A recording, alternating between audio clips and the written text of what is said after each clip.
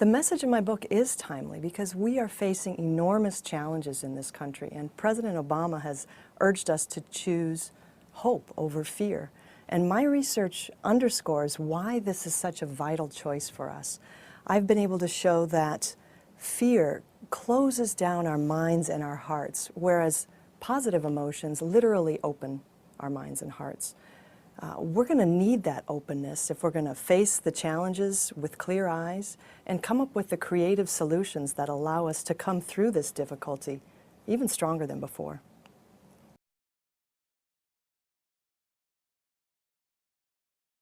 Positivity is an encompassing word that I use to refer to a wide range of positive emotions, including emotions like love, joy, gratitude, interest, and hope.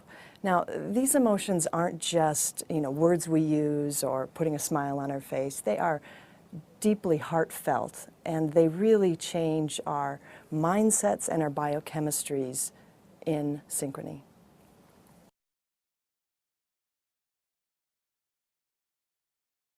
What I've discovered in my research is that our emotions obey a tipping point, and what seems to matter most is the ratio of your positive emotions to your negative emotions. This is what I've called your positivity ratio.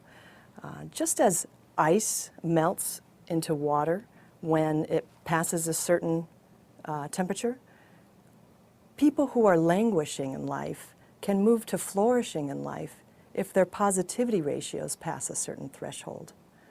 And just as you can't describe water as just warmer ice, you can't describe flourishing people as simply happier. They function at a totally different level.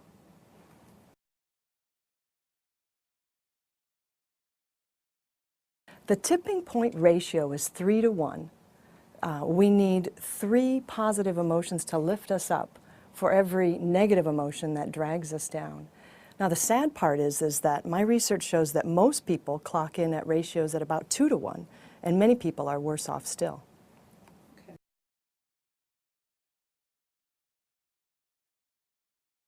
We can raise our positivity ratios in simple ways, but my advice is perhaps surprising. I don't think it's helpful to pressure yourself to be positive. That can backfire and lead to really toxic insincerity. What's better, I found, is to lightly create the mindset of positivity, and that would be to be open, be appreciative, be curious, be kind, but above all, be real.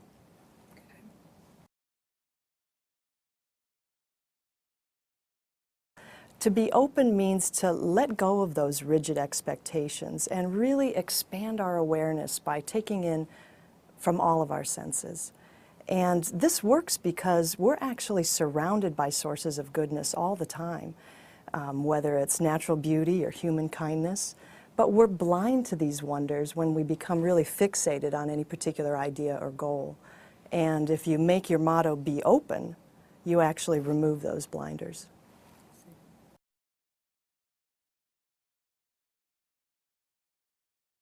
We're never going to eliminate negativity. It's actually not even healthy to try to do so. Now, the beauty of the 3 to 1 ratio is that it's flexible. It's wide enough so that no emotion needs to forever be banished.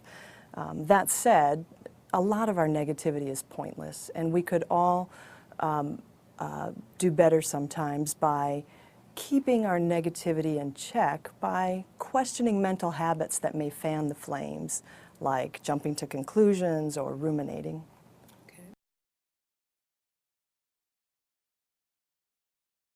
Positivity affects our connections to others by bringing us closer. It allows us to see our common humanity, our oneness. Now, my students and I discovered, quite by chance, that even race becomes irrelevant when people are under the influence of positive emotions.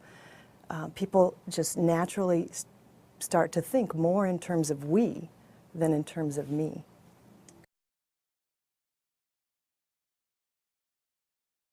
I find that we often think of our emotions as giving flavor to our lives, and especially positivity we think of as, giving a sugar coating. But in fact, our emotions nourish us, our positive emotions nourish us, and efforts to cultivate positivity today actually make us better off today, tomorrow, and next season than we would be otherwise.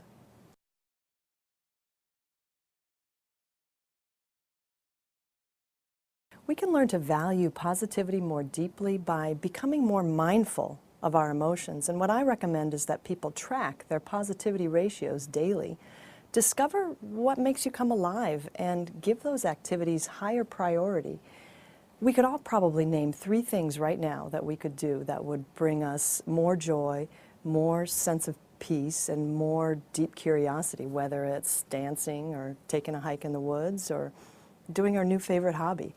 But we so rarely give ourselves permission to do those things. We think of them as frivolous, and that's a mistake. When we invest in things that bring us positive emotions, we're investing in our future, and that's why hope is a better choice than fear.